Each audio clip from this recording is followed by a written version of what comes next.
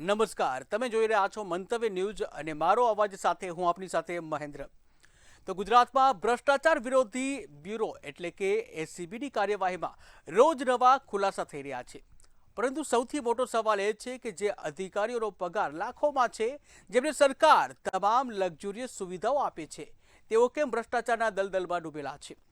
આ ક્લાસ 1 અને ક્લાસ 2 અધિકારીઓની અખૂટ સંપત્તિ પાછળ માત્ર જરૂરિયાત નહીં પરંતુ અનલિમિટેડ લોભ જવાબદાર છે। કાયદાનો નબળો ડર અને લાઇફસ્ટાઇલ જીવવાની કેલસા પ્રામાણિકતા ઉપર હાવી થઈ રહ્યું છે। શું માત્ર કડક કાયદા જ આ સરકારી લૂંટને અટકાવી શકશે? આખરે અટકશે ક્યારે આ ભ્રષ્ટાચારનું દલદલ? આજે આ જ મુદ્દે જનતાના મંતવ્યો જાણવા છે અને શરૂઆત કરવી છે અમદાવાદથી। તો આવો જોઈએ અમદાવાદની જનતાના મંતવ્યો શું છે। રાજ્યમાં છાસ વરે સરકારી બાબુઓ છે તે લાંચ લેતા પકડાતા હોય છે। એસીબી દ્વારા અવારનવાર જે ટ્રેપ ગોઠવીને આવા લાંચિયા અધિકારીઓ અને કર્મચારીઓને પકડી પાડવામાં આવે છે, પરંતુ આ જે પકડાયેલા અધિકારીઓ હોય છે તેમનો પગાર છે તે લાખો રૂપિયા હોય છે અને તેમ છતાં પણ તેમણે લોકોના કામ માટે લાંચ છે તે લેતા હોય છે। અમદાવાદીઓ આ અંગે શું કહી રહ્યા છે, અમદાવાદીઓ પાસેથી જાણીશું। લાખો રૂપિયાના જે પગારદાર લેતા અધિકારીઓ અને કર્મચારીઓ હોય છે, એમ છતાં બી એ લોકો લાંચ લેતા હોય છે। લાગે કે પગાર કરતાં સાઈડ ઇન્કમ વધારે હોય અને લાંચ લેવાની જરૂર પડે? બેન, અત્યારે તો જો બેરોજગારીનો એટલો મોટો પ્રશ્ન છે ને કે લોકો 15-20 હજારની નોકરી માટે ભાંફા મારતા હોય, એની જગ્યાએ આ લોકોને તો લાખો રૂપિયાનો પગાર પ્લસ બીજી સરકારી બીજી ઘણી બધી સહાયો મળતી હોય, તેમ છતાં આ લોકોને એટલામાં ખબર નહીં કેમ પૂરું નથી થતું।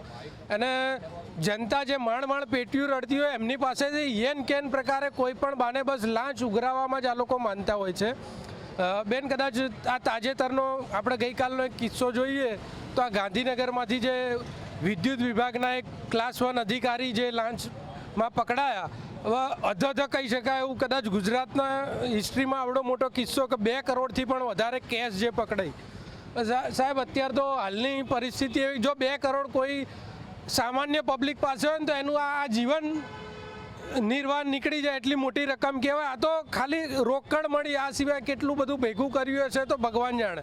પછી હમણાં જે સુરતમાં ટીઆરપી કાંડ થયો હતો તો એના જે પેલા સાગઠિયા કરીને અધિકારી હતા, તો 4-4 માળનું મકાન, ફાર્મ હાઉસ જોવો તો બેન, જ્યારે પેલી 5 સ્ટાર કોઈ હોટલમાં આવ્યા હોય, જો અધિકારીઓ પાસે આટલું બધું હોય તો આ જનતાને જે પ્રતાડિત કરી અને આ જે લાંચ ઉઘરાઈને લોકોને જે હેરાન કરે છે, એટલે બેન અમે તો એવું કહીએ છીએ કે આ સરકાર બહુ આમાં ઊણી ઉતરી રહી છે।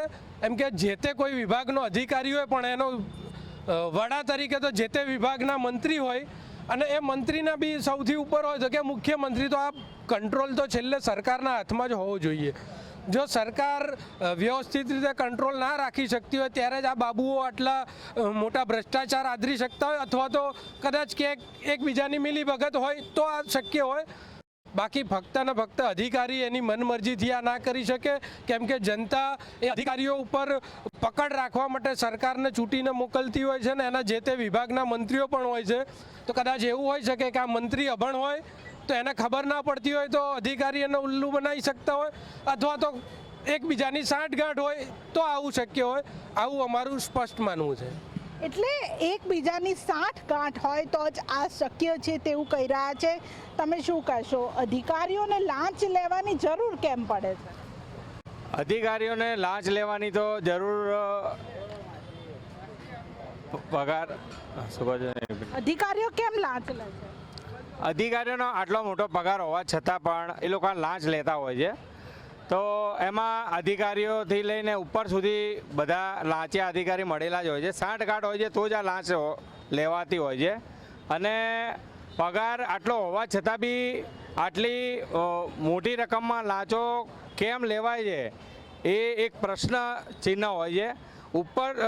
ઉપરના લેવલથી બધાને ખબર જ હોય છે કે લાંચ લેવાઈ જ રહી છે, પણ એના ઉપર કોઈ કાયદાકીય કોઈ કામ થતું નથી, કોઈ કાયદાકીય ન્યાય કોઈને મળતો નથી। જે કોઈ બી ખાતું હોય, નાનાથી લઈને કોઈ બી સરકારી ખાતામાં તમે જાઓ, લાંચ વગર કોઈ કામ થતું નથી, કોઈ અધિકારીએ કોઈ કામ જ નથી કરતું। લાંચ આપો તો તમારું 5 મિનિટની અંદર કામ, જે કામ 2-2 દિવસ 3-3 દિવસ 4-4 દિવસ લાઇનમાં ઊભા રહીને થતું હોય છે, એ તમે લાંચ આપો એટલે 2 કલાકમાં થઈ જાય. એટલે એ અધિકારીઓ લાંચના ટેવાઈ ગયા છે હવે. તો એની ઉપર એસીબીએ હમણાં જે કાલનું ઉદાહરણ છે, તો આટલી બિસ્માર મોટી રકમ, તો એની ઉપર એક્શન લેવાતો નથી. તો એના એ જે નીચેમાં નાનામાં નાનો અધિકારી હોય, આ બધું પોટલું નાના અધિકારીઓ પર નાખી દે છે. મોટા અધિકારીઓ પકડાય છે, ક્લાસ 1ના અધિકારીઓ પકડાય છે, પણ એનાથી ઉપરના અધિકારીઓ જે ઉપર જતું હોય છે ત્યાં એ ઉપર જતું નથી, જે નીચે જ દબાઈ દેવામાં આવે છે. એટલે આ જે લાંચે અધિકારીઓ પકડાય છે, તો જે નાના જે માણસ પકડાય છે, નીચે નાના અધિકારીઓની ઉપર બધું પોટલું નાખવામાં આવે છે, પણ ઉપર જે મોટા અધિકારીઓ છે ત્યાં સુધી પહોંચવામાં આવતું નથી.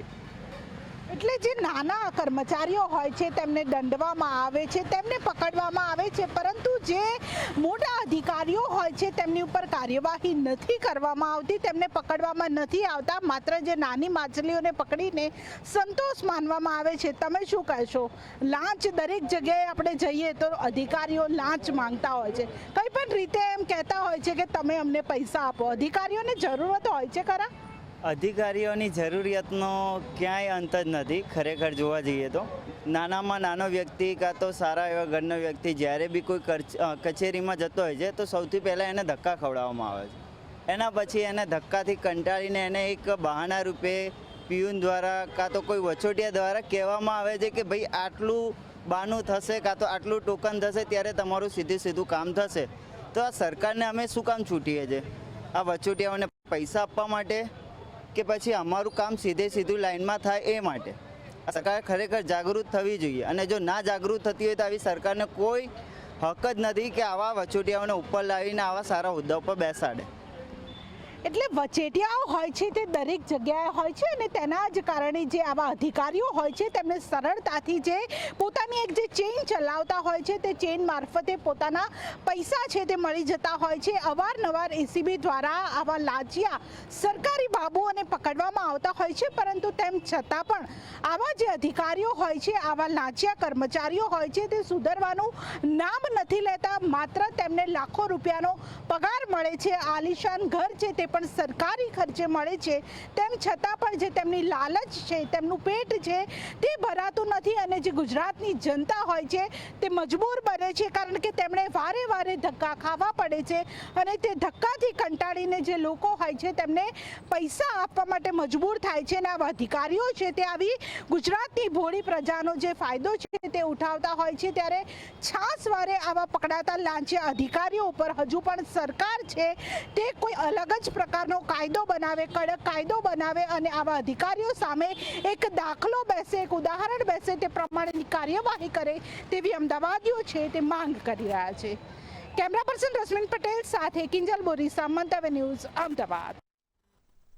ત્યારે આજ મુદ્દે સુરતની જનતાના મંતવ્ય શું છે, આવો જોઈએ. સરકારી અધિકારીઓ કાં કે ભ્રષ્ટાચાર કાં કે પંચ જે લંચ લેતા ઝડપાતા હોય છે. સતત આ કેસો સામે આવ્યો છે. વસ્તુ એ છે કે જે સરકારી અધિકારીઓ મોટા પગાર મળતા હોય ને એ લોકો જે લંચ લેતા હોય કે પછી ભ્રષ્ટાચારમાં જે એમનું નામ આવતું હોય તે લઈને આપણી જોડે એડવોકેટ છે એમની જોડે વાત કરશું, કેમ કે એ જે કાયદાકીય કેસીસ છે કે શકશે. શું કહેશો દીપકભાઈ, જે હિસાબે સરકારી અધિકારીઓ છે એમને લંચ લેવામાં કે પછી ભ્રષ્ટાચારમાં નામ સતત બહાર આવી રહ્યું છે, શું કહેશો? સર, કરપ્શન એ હાલના અંદર સૌથી મોટી સમસ્યા છે, અને કરપ્શન એ અત્યારે ભારત દેશમાં કેન્સર સમાન છે. 4 સ્ટેજનું લાસ્ટ સ્ટેજનું કેન્સર છે, અને કરપ્શન એ દરેક સરકાર દરેક વિભાગની અંદર, ઇવન આપણી જ્યુડિશિયરીની અંદર પણ પહોંચી ગયું છે. આર્મીમાં નહોતું, આર્મીમાં પણ કરપ્શન પહોંચી ગયું છે. એટલે કોઈ ફિલ્ડ એવું બાકી નથી કે જ્યાં કરપ્શન નથી.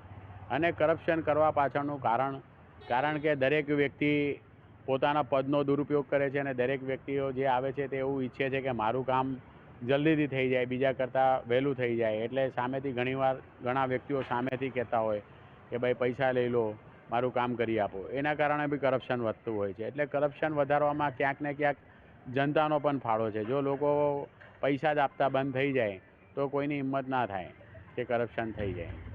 ખાસ કરીને વાત કરીએ, જે અધિકારીઓ લંચમાં પકડાય છે એમના મોટા સેલરી હોય છે, મોટા પગાર લેતા હોય છે, તો એ આવી રીતે આ કરપ્શન કે લંચ લેતા એનું કારણ શું બની શકે? મોટા અધિકારીઓ છે એ એવું ઈચ્છે છે કે અમારે શોર્ટ પીરિયડની અંદર અમારો બંગલો હોય, મોટો બંગલો હોય, મોંઘી મોંઘી લક્ઝરિયસ કાર હોય, લેવિસ લાઈફ હોય, વિદેશોમાં ટૂર હોય, એના કારણે એ લોકોને પગાર ઓછો પડે છે. અને એ લોકોનો 1.5-2 લાખ રૂપિયા પગાર પણ એ લોકોને કંઈ લાગતું નથી, કારણ કે એ લોકો જે પદ પર છે તે પદ પર લોકોને હેરાન કરીને, પરેશાન કરીને, એનું કામ અટવાડીને એ લોકો કરપ્શન કરે છે, જેના કારણે એ લોકો લક્ઝરિયસ લાઈફ જીવે છે. વિજયભાઈ છે મિત્ર, આપનું શું નામ છે ને જે હિસાબે અધિકારીઓ હોય એ કાં તો કે લંચ લેતા હોય કે ભ્રષ્ટાચારમાં એ લોકોને સતત નામ બહાર આવેલું છે, તમે કેવી રીતે જોવો છો? સાહેબ, મારું નામ નીરવ આંબલિયા છે. હું કોર્ટ પ્રેક્ટિશનર જ છું, પણ due to civil vacation I am come in this dress code.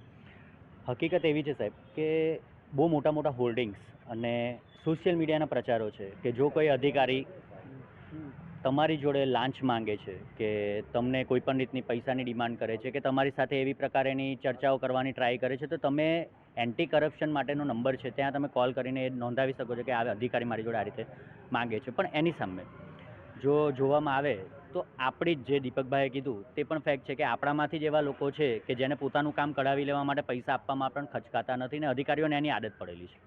અને વાસ્તવિકતા જોવા જાઓ તો આજની તારીખમાં કાયદાની અંદરની જે પ્રોસેસ છે એની કરતાં પણ વિશેષ કે ઓનલાઈન પ્રોસિડિંગ્સ અત્યારે ખાસી એવી વધતી જાય છે અને એની અંદર પણ એવી વસ્તુઓ છે કે ભાઈ તમારા કોઈ પણ ક્વેરી છે કે તમે એને અપલોડ કરાવી શકો છો, પણ એમાં પણ લોકોને ધીરજ નથી ને એનો ફાયદો અધિકારીઓ લઈને પોતાની વસ્તુઓનો ઉલ્લુ સીધો કરે છે. એ પણ બની શકે ને જે અધિકારીઓ છે એ લંચ નહીં માંગે અને સામેથી જનતા એને પૈસા આપીને જલ્દી કામ કરાવવા માટે પણ બની શકે ને? બની શકે, પણ એ ત્યારે જ શક્ય છે કે જ્યારે અત્યારે તો ઓનલાઈન પ્રોસેસિંગ એટલી બધી વધી ગઈ છે સાહેબ કે એક સામાન્ય અરજી પણ તમારે કરવી છે તો તમારે એ અરજી પણ ઓનલાઈન પોર્ટલ ઉપર જ કરવી પડે છે અને તેમાંથી ક્વેરી રેઝ કરવામાં આવે છે. જે ક્વેરીઓ સામાન્ય પ્રકારની, જેમ કે ફોટો અપલોડ નથી થયો, તમારી સાઇનમાં કંઈક વસ્તુઓની ક્વેરીઝ છે, આવી નોમિનલ ક્વેરી કાઢીને તમને બોલાવવામાં આવે અને બોલાવ્યા બાદ પછી આવી તોડપાણીના જે પણ ખેલ છે તે લંચના નામે અથવા તો અન્ય કોઈ રીતે પાડવામાં આવે છે. વિજય એડવોકેટ છે જોડે વાત કરશું. આપનું શું નામ છે ને શું કહેશો? જે હિસાબે લંચિયા અધિકારી પકડ્યા છે ને સતત એમાં વધારો થઈ રહ્યું છે, શું કહેશો? લાંચ રિશ્વત જે કરપ્શન છે એ ખાલી આપણા ગુજરાત સુરતનું નથી, આખા આપણો ભારત દેશનું એક બહુ મોટો પ્રશ્ન છે, જેમાં આપણે જોઈ રહ્યા છે કે જે પ્રમાણે અત્યારે જે કરપ્શન વધી રહ્યું છે, જે લાંચ વધી રહ્યું છે, એમાં આપણે જોઈ શકીએ છીએ કે એમાં જે મોટા પૈસાવાળા માણસો છે એમને તો કંઈ ફેર નથી પડતો, એ લોકો તો એમનો પૈસા આપીને એમનું કામ કરાવી લે છે. જે ગામડાના છેવાડાનો માણસ છે, જે મધ્યમ વર્ગનો માણસ છે, જે બહુ ગરીબ માણસ છે, એમને આ બધી વસ્તુમાં બહુ તકલીફ પડી રહી છે. હાલ આપણે જોઈ શકીએ છીએ કે આપણે બીજા બધાની વાત કરતાં આપણે આપણા વિસ્તારની જ પહેલાં વાત કરીએ તો આપણે જોઈ શકીએ તો બહુમાળીમાં જ આપણે જોઈએ કે આપણે ગમે એ દસ્તાવેજ કરાવવા જઈએ તો એમાં આપણે સૌથી પહેલાં ફાઇલની અંદર દસ્તાવેજ કરાવ્યા પછી ફાઇલની અંદર 300 રૂપિયા લાંચ પેટે મૂકવું પડે. એ એક ત્યાંનું એક નિયમ સિસ્ટમ બની ગયું છે. જો તમે 300 રૂપિયા નહીં મૂકશો તો એમાં તમારું પછી ફાઇલ કાં તો તમારો દસ્તાવેજ અટકાવી દેવામાં આવશે, કંઈ ક્વેરી કાઢી આપવામાં આવશે તમને. તો એ તો સૌથી મોટી કરપ્શન તો આપણા સુરતમાં અહીંયા આપણા વિસ્તારમાં જ થાય છે. તો એ સૌથી મોટી બાબત છે. આપણે સૌથી પહેલાં આપણા વિસ્તારને જ સાફ કરવું જોઈએ, આપણા વિસ્તારના માણસોને જાગૃત કરવી જોઈએ અને જે બી આમાં એસીબીના અધિકારીઓ છે એમને આ વસ્તુને ધ્યાને લેવા જોઈએ. સૌથી મોટી વાત કે જે વિસ્તારમાં એસીબીની ઓફિસ આવેલી છે એ જ વિસ્તાર કેમ્પસમાં લાંચ રિશ્વત એવું બધું ચાલી રહ્યું છે, જે મારા હિસાબે અધિકારીઓને ધ્યાન એમાં રાખવું જોઈએ. ખાસ કરીને વાત તમે કીધું જે નાના માણસો છે આજે પકડાઈ રહ્યા છે, આ તો મોટા માણસો છે ના, મોટા માણસો જ પૈસા આપવા, જે નાના લેતા હોય દેતા હોય એ તો રેકોર્ડમાં નથી. એવા તો જોઈએ તો કેટલા અધિકારી સામે આવશે, શું કહે છે? એમાં તો સાહેબ તમે કીધું એ પ્રમાણે તમારી વાત સાચી છે કે આપણે જોઈએ તો જે મોટું અમાઉન્ટ મીડિયામાં આપણે જોઈએ, હમણાં આપણે જોયું કે કોઈક 30,000 રૂપિયાનું લાંચ લેતા કોઈ સાહેબ પકડાયા અને એના ઘરે રેડ પાડવામાં આવ્યું તો કંઈક 2 કે 3 કરોડ રૂપિયા એમની પાસે નીકળ્યા. તો એ રીતે જો ડ્રાઈવ ગોઠવવામાં આવે, જો સરસ કામગીરી કરવામાં આવે તો મને એવું લાગે છે કે આ જે લાંચ રિશ્વત થઈ રહ્યું છે એ અટકશે અને નાના માણસોને એમાં થોડું ઘણું રાહત મળશે. એક વસ્તુ એ છે આજે રિશ્વત પકડાઈ રહ્યા છે, ટૂંક સમયમાં પાછા એ જ છે જે બીજા ક્યાં તો કોઈ બીજા પોલીસ સ્ટેશન હોય ક્યાં તો કોઈ બીજા કોઈ અધિકારી હોય તો અલગ ડિપાર્ટમેન્ટમાં જેમને પોસ્ટ મળી જાય છે. એના માટે સરકારે શું કરવું જોઈએ? સાહેબ, હું તો આ મુદ્દા કરતાં વિશેષ રીતે હું આપને એટલું જ જણાવીશ કે કોઈ પણ પદાધિકારી કે અધિકારી જે પણ રોડ ઉપર જાય છે, જે સામાન્ય રોડ પરથી દરેક સામાન્ય માનવી પણ જાય છે, જો એને દેખાતું હોય કે ફૂટપાથ ઉપર એક ઝૂંપડું બનેલું છે, ફૂટપાથને નળે છે એવી વસ્તુઓ છે જે લોકો માટે ચાલવા માટે છે, સેમ એઝ એવા પ્લોટ્સ છે કે જે કોર્પોરેશનના છે, જે સામાન્ય લોકોને પણ ખબર છે કે આ રિઝર્વ કરવામાં આવેલા છે, તેની અંદર દારૂના ભઠ્ઠાઓ ચાલે છે. બીજી રીતે જોઈએ તો એક લારી ઊભી રાખવામાં આવે છે તેના પણ તમામ પ્રકારના હપ્તાઓ અને બધાની ઉઘરાણી કોર્પોરેશનના અધિકારીઓથી લઈને અંદરના છાવરવાવાળા લોકોની સાથે ચાલતા હોય છે અને જે સામાન્ય માનવીને દરેકને ખબર છે, પણ દરેક વ્યક્તિઓ આ ખાડા કાન કરે છે. કારણ કે કોઈ પણ વ્યક્તિ આપવા જાય છે તો ત્યારે આરટીઆઈનો નવો મુદ્દો આવેલો છે કે એડવોકેટની સામે જ કેસ કરો, કે ભાઈ એડવોકેટને આરટીઆઈ કરી છે એને જ પહેલાં આરોપી બનાવી દો. તો જે અવાજ ઉચકવાળા વ્યક્તિઓ છે તેને આરોપી બનાવીને કેવી રીતે પોતાનું કામ કરાવવું તે આ અધિકારીઓ સારી રીતે હવે સમજી ગયા છે અને એ જ કામ કરીને જે અવાજ ઉચકે છે તેની વિરુદ્ધમાં કોઈના કોઈ ખોટા કેસો અથવા તો વસ્તુઓ કરીને તેમને ફિટ કરી દેવામાં આવે છે. હા દીપકભાઈ, એક વસ્તુ છે, જે પણ આજ સુધી અધિકારી પકડાયા છે લાંચમાં, એ આજ સુધી એવો કોઈ દાખલા નથી બેઠો કે કોઈ પણ બીજો અધિકારી છે જે લાંચ નહીં લઈ શકે. કેમ કે જે લાંચ લેતા હોય જો 2-5 મહિના કે વર્ષ પછી છૂટી જાય અને પાછા નોકરી પર આવી જાય, એ માટે શું કરવું છે? અત્યારે જે આપણી વ્યવસ્થા છે, આપણે ખાસ કરીને વાત કરીએ તો અત્યારે કેવું છે કે લાંચિયા અધિકારીઓ પકડાય છે, એમને ખબર છે કે આ મેં જેટલા રૂપિયાની લાંચ લીધી છે અને મેં જેટલું બી કમાયો છું લાંચમાંથી, એમાંથી મારો કેસ ક્યાં જશે? કોર્ટમાં જશે. અને કોર્ટમાં હરામ છે જો કોઈનો કેસ એસીબીનો કેસ કે 1 કે 2 વર્ષમાં ચાલી જતો હોય અને કોઈને સજા. આજે એસીબીના કેસોની આપણે જો હાલત જોઈએ તો આ કેવું થઈ ગયું કે પેલા લાંચિયા અધિકારીઓ છે એ જેટલું લૂંટીને લાવ્યા છે કશેથી બી, તો એને કોર્ટની અંદર ખર્ચી નાખે, સરકારી વકીલ પાછળ ખર્ચી નાખે, એ પણ તો ચોખ્ખા નથી.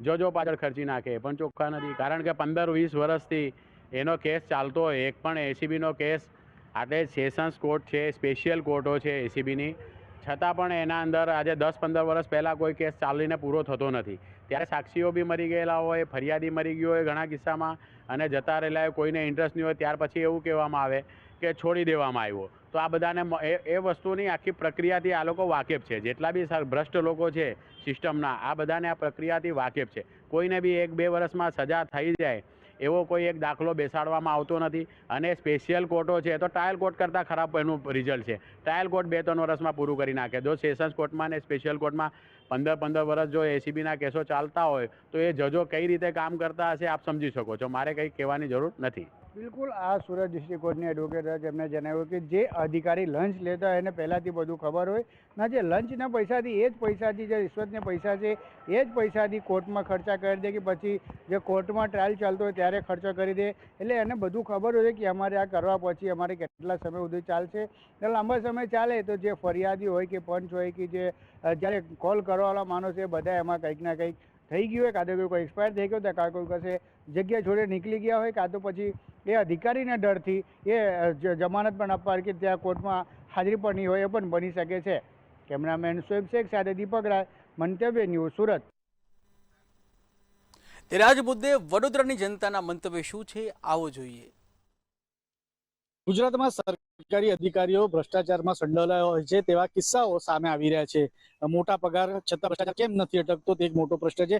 સરકારી તંત્રમાં લાંચિયા અધિકારીઓનો વધતો રાફડો એક ચિંતાનો વિષય છે. ભ્રષ્ટાચારના કેસોથી સરકારની છબી પણ ધૂંધળાઈ છે. કાર્યવાહી છતાં ભ્રષ્ટાચાર પર કેમ નથી અંકુશ મેળવી શકતા તે પણ એક પ્રશ્ન ચર્ચાએ વેગ પકડ્યો છે. પ્રજાના કામે અધિકારીઓ માંગે છે લાંચ અને ભ્રષ્ટાચાર સામે કડક કાયદા છતાં કેમ બેફામ વલણ અધિકારીઓ દ્વારા કરવામાં આવી રહ્યું છે. જવાબદારી નક્કી થશે કે આવી જ ઢીલાશ ચાલશે. આ જ મુદ્દાને લઈને વડોદરાની જાગૃત જનતા આપણી સાથે છે, આપણે તેમની સાથે વાત કરીશું. શું કહેશો કે જે પ્રમાણે જે અધિકારીઓ છે, સરકારી અધિકારીઓ, તેમના દ્વારા આવી લાંચ રિશ્વત લેવામાં આવે છે, તગડો પગાર તેમને મળે છે સરકાર પાસેથી, તો એક બાજુ તેમને કામ પ્રત્યે લગાવ નહીં પણ લાંચ પ્રત્યે છે, શું કહેશો? પહેલા તો મેં એવું કહેવા માંગીશ કે પહેલા સરકારી અધિકારી સેવા માટે સરકારી અધિકારી બનતા, એની જગ્યાએ હવે સરકારી અધિકારીઓ મેવા માટે જ બંધ થઈ ગયા. કેમ કે એમને સેવા તો કરવી જ નથી પણ મેવા જ ખાવો છે. અને કંઈ થાય એટલે કશું જ નહીં, 6 મહિનાનું સસ્પેન્શન આવશે એટલે એમની ધાક નથી. સસ્પેન્શન નહીં, એમને ડિસમિસ જ કરો નોકરીમાંથી. તો આ ધાક રહેવી જોઈએ. આ સસ્પેન્શન એટલે પાછા એમને લઈ લેશે એટલે પાછા એ કૃત્ય કરવાના જ છે. શરમજનક એક વાત એવી છે કે લાખો રૂપિયાનો પગારદાર જે અધિકારી છે એ નાના માણસ જોડે લાતની આશા રાખે. શરમજનક વાત કહેવાય. તમારે સેવા કરવાની છે, જનતાની સેવા કરવાની છે. આવા નવા તમે 1.5-2 કરોડ તમારા ઘરોમાંથી મળે એ ગુજરાત માટે અને ગુજરાત સરકાર માટે ખૂબ જ શરમજનક વાત કહેવાય છે. ગુજરાત સરકાર માટે ખૂબ જ શરમજનક વાત છે. શું કહેવા માંગશો? કારણ કે એક બાજુ આટલું સારું ભણતર કરીને જ્યારે તેઓ આટલા મોટા હોદ્દા પર જાય છે ત્યારે પ્રજાને અને પરિવારજનોને પણ આશા હોય છે કે ભાઈ આપણા ત્યાં જે માણસ કે આપણો છોકરો એટલું ભણ્યો છે એટલે પ્રજાની સેવા કરશે. પણ આવા કૃત્ય કેટલું યોગ્ય? પહેલાનો ટાર્ગેટ એ લોકોને એવું સરકારી અધિકારીઓને કે આટલું બધું ભણ્યા છે એમ લોકો તો પેલા પૈસા બધા ભેગા કરી લઈએ. એ ભેગા કરવામાં બધા અધિકારીઓ લાચ ઉછવતમાં વધારે ઇન્ટરેસ્ટ લે છે પૈસાનો. મુખ્ય કારણ શું? કારણ કે આટલું બધું ભણે છે ત્યારે ભણતરમાં પણ એમને આવું આવતું હોય છે કે ભાઈ લાંચ રિશ્વત ના લેવાય. કાયદાનો કોઈને છે જ નથી કે ડર જ નથી કાયદાનો. બસ કે કમાઈ જ લેવું બધાને. જો કાયદો કડક હોય ને તો બધું જ કામ થાય એવું છે. કાયદો કડક હોય તો કામ થાય તેવી રીતની વાત છે. આપ યુવા છો, શું કહેવા માંગશો? આવા કિસ્સાઓ સામે આવે છે, કેવી લાગણી અનુભવે? આ એક શરમજનક ઘટના કહી શકાય.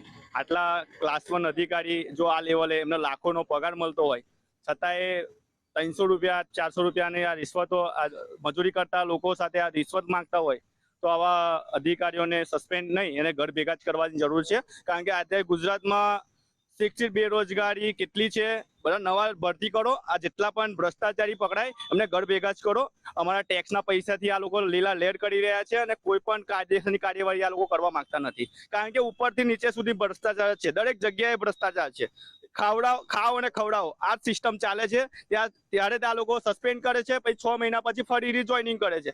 એટલે આના પર અમે તો આ જે ભ્રષ્ટાચાર થયો છે એનો સખત વિરોધ કરીએ છીએ. આવા અધિકારીઓને ઘર ભેગા કરો એવી તમારી માંગ છે. અને નવા યુવાનો અત્યારે નોકરી માટે તરસી રહ્યા છે તો એમને તક મળવી જોઈએ. અને જેટલા પણ આવા ભ્રષ્ટાચારીઓ છે જે પણ જગ્યાએ પણ બધી ગવર્મેન્ટ જગ્યાએ ભ્રષ્ટાચાર ચાલી જ છે તો બધાને જેટલા પણ અધિકારીઓ છે એકદમ સ્ટ્રિક્ટલી આ લોકોને ઘર ભેગા જ કરવાની મારી માંગ તો એવી જ છે. ભ્રષ્ટાચારી અધિકારી છે તેમને સસ્પેન્ડ નહીં પણ ડિસમિસ કરવાની માંગ ઉઠી છે. આપનું શું મંતવ્ય? શું નામ આપો? મારું નામ જિગ્નેશ છે અને આ ભાઈ જે બોલે બરાબર બોલ્યા છે. ખરેખર આવા જે અધિકારીઓ હોય એમને ડિસમિસ જ કરવા જોઈએ. સસ્પેન્ડ થયા પછી 6 મહિના પછી ફરી લઈ લે છે એમને, એટલે ફરી એ જ કરવાના છે એ લોકો. એટલે કાયદા વ્યવસ્થા જેવું ગુજરાતમાં કશું રહ્યું જ નથી. ક્લાસ 1 અધિકારીઓ છે તેમને કાયદાનો ભય નથી.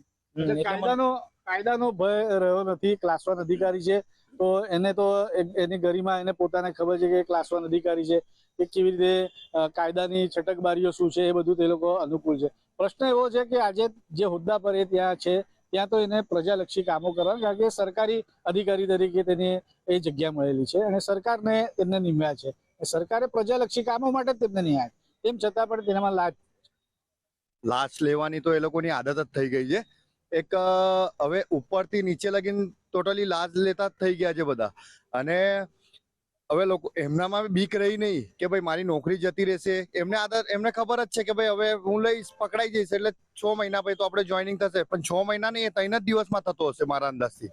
અને આ વસ્તુ આ લોકો કરવી જ નહીં જોઈએ અને કડકના કડક પગલાં લેવા જોઈએ. તો આ એક ઉદાહરણ બનવું જોઈએ બરોડામાં, કે આપણા ગુજરાતમાં ઉદાહરણ બનવું જોઈએ, આપણા ઇન્ડિયા માટે ઉદાહરણ બનવું જોઈએ કે ભાઈ એને નોકરી પરથી કાયમનો કાઢવો જોઈએ. અને આવું કરતા પણ બીજા લોકોને બી ખબર પડશે. નોકરી પરથી તેને કાઢી જવું પડે, સસ્પેન્ડ ના કરવું જોઈએ. શું કહેવા માંગશો? કારણ કે જે પ્રમાણે અત્યારે જે બનાવ આપણે થતા જોઈએ છે, નાની કચેરીથી લઈને મોટી કચેરી સુધી આપણને આ જોવા મળે છે. પણ માણસ નહીં આવે, જે પ્રજા છે, પ્રજાને શું આનામાં સતર્કતા રાખવી જોઈએ? ભ્રષ્ટાચારનું મુખ્ય કારણ એટલે સરકારની જે ચેન ચાલે છે એ છે. જેવી રીતના તમે છોકરાને ભણતર માટે ફી કે જે એનો ખર્ચો કરતા હોય તો એ કવર કરવા માટે એ છોકરો જ્યારે ભણતર પછી આગળ વધે તો શું કરે? કેમ કે સરકારે એને સપોર્ટ નહોતો કર્યો, એના પરિવારે કરેલો હતો, એના માટે એ ભ્રષ્ટાચાર કરતો હોય છે. બીજી વસ્તુ કે સરકારની આ ચેનમાં મુખ્ય ભૂમિકા એટલે સરકારની પહેલા એટલે લોકો પેપર ફૂટે એટલે પેપર કોણ લે? પૈસા આપીને લે. પૈસા આપીને લે એટલે પૈસા કવર શાનાથી થાય? કરપ્શનથી થાય. તમે પોલીસ અધિકારી નોકરી લાગો, તમારી મહેનતથી ના થાય, તમારે ત્યાં ફંડિંગ આપવું. આ બધું ફંડિંગથી ચાલે છે.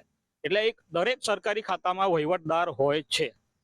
તમે કોઈ બી દાખલો લેવા જાઓ તમને ત્યાં એજન્ટ મળશે જ. એ બી એક મોટો ભ્રષ્ટાચાર જ કહેવાય. કારણ ડાયરેક્ટ નાગરિકને તમે એનું કામ નહીં કરી શકતા. મુખ્ય ભૂમિકા સરકારની છે. સરકારે શું આનામાં તકેદારી રાખી? તમે જે પ્રમાણે કીધું કે અનેકો એવી યોજના છે સરકારની જે પ્રજાલક્ષી છે અને પ્રજાએ ડાયરેક્ટ સરકારના સંપર્કમાં આવવું જોઈએ, વચેટીઓ ના આવવું જોઈએ, તમારું એવું માનવું છે? સરકારે પહેલો તો એક છે કે સરકારી જે બી સુવિધા અને સહાય છે પબ્લિક જોડે ડાયરેક્ટ પહોંચવી. જેમ કે સરકારી ભણતર, તમે પ્રાઇવેટમાં ભણો તો કે એ છોકરો મોટો થઈને કે દેશની સેવા નહીં કરે, એ કરપ્શન જ કરવાના. કેમ કે એ કઈ ભણ્યો છે? પ્રાઇવેટમાં ભણ્યો છે, ફી આપીને ભણેલો છે. એટલે સરકારીમાં ભણ્યો ને તેને દેશની વિચારધારા લાગે ને કે ભાઈ મેં દેશ માટે કંઈક કરું. તમારે એવું કેવું છે કે જે ભણેલા છે એ ભણતરનું બધું એ ભેગું કરવા માટે આ મુખ્ય પરિણામ એ જ છે કેમ કે મારા છોકરા કે છોકરીને મેં ડોક્ટર બનાવું ને તેની માટે મારે મસ્ત મોટી ફી આપવી પડે છે. સરકારી એમાં ભણતી હોય તો ફી ના લાગે. એટલે મારી છોકરી ભણીને દેશની સેવા નહીં કરશે, એ પહેલા શું કરશે, એનો ટાર્ગેટ પૂરો કરશે કે મારા બાપા પર દેવું છે, એને કેવી રીતના કવર કરું મેં. આનામાં જે પ્રમાણે કહી રહ્યા છે, આક્ષેપ કરી રહ્યા છે કે એવી રીતનું એ થતું રહે છે, સરકારે શું તકેદારી રાખવી પડે? કારણ કે એટલી બધી ભરતીઓ આવે છે, સરકારી અધિકારીઓ નિમાય છે, સરકારે તેના માટે શું કરવું જોઈએ? સરકારે કાયદા કડક કરવા જોઈએ. આમ ભાઈની કહેવાની વાત સાચી છે. મુખ્ય ભણતર તો છે જ, એની અંદર જે ચેન ચાલી રહી છે એમાં સરકાર મુખ્ય ભૂમિકામાં જ હોય છે. સરકાર વહીવટદારો જે નિમ્યા છે ને એ જ ખોટા છે. પારદર્શકતા છે રહી જ નથી. સીધી જનતા અને સરકાર વચ્ચે કોઈ વાર્તાલાપ થયો જ નથી. પહેલા વાર્તાલાપ થયા, સરકાર આવીને લોકોના ગામડામાં પૂછતી તમને કઈ સમસ્યાઓ છે તો અમને જણાવો. અત્યારે કશું રહ્યું જ નથી. અત્યારે ખાલી ફોટો સેશન જ થાય છે. એના કારણે એજન્ટ પ્રથા આવી ગઈ. એજન્ટો તમારું કામ કરવા જાય પૈસા લે અને એના કારણે તમારા રૂપિયા થાય. એની એજન્ટ ઉપર પૈસા આપે, અધિકારીને આદત પાડી રહ્યો. એટલે અધિકારીઓના ખિસ્સા ભરાય એટલે પછી કરોડો રૂપિયા ક્લાસ 1 અધિકારી હોય કે ક્લાસ 2 હોય કે ક્લાસ 3 હોય, બધાના જ ઘરોમાં તમે જો કાયદાકીય ખાતાકીય તપાસ બેસે ને અધિકારીઓ પર તો કેવા કેવા કૌભાંડો નીકળે ખબર પડી જાય. એટલે શું કહેવા માંગશો? કેવી રીતે અટકશે આ ભ્રષ્ટાચાર? અટકવા માટે પહેલા તો એજ્યુકેશન સરકારે ફ્રી કરવું જોઈએ, મેડિકલ લાઈન ફ્રી કરવી જોઈએ અને યુવાઓને આગળ લાવવા જોઈએ. જે જૂના લોકો ખાઈ બેસેલા છે એમને હટાવીને, કેમ કે એમને આદત પડી ગઈ છે કે ચેન કેવી રીતે ચલાવવાની. એ નવો માણસ આવે એને બી એના નીચે દબાઈ રહ્યા છે એ લોકો. તમે ત્યાં 3 મહિના થાય તો તમે બદલીઓ લાવી દો, 6 મહિને લાવો તો કઈ ફરક પડે. આ તો એક જ જગ્યા પર 3 4 વર્ષ લગી રહેશે. એ લોકોને આઈડિયા આવી જશે કે આ ચેન કેવી રીતે ચલાવવાનું. એટલે જતા જતા પેલાને બી ટ્રેન કરીને જશે, એની નીચે વાળો હશે કે એની બાજુ વાળો હશે કે તું આ રીતે ચેન ચલાવજે, તો તારું બી ખિસ્સું ભરાશે ને અમારે રામ રાજ્ય જ રહેશે પછી. ચોક્કસથી. એટલે ગુજરાતમાં જે સરકારી અધિકારીઓ છે, ખાસ કરીને ક્લાસ 1 અધિકારીને આપણે વાત કરીએ તે અંગેના મંતવ્ય વડોદરાના જાગૃત નાગરિકોએ આપેલા છે. કેમેરામેન કેતન શિંદે સાથે સત્યમેવ વાસ્કર, મંતવ્યની સુરત. તો મારો અવાજમાં હાલ બસ આટલું જ. વધુ સમાચાર માટે જોતા રહો મંતવ્ય ન્યૂઝ. નમસ્કાર.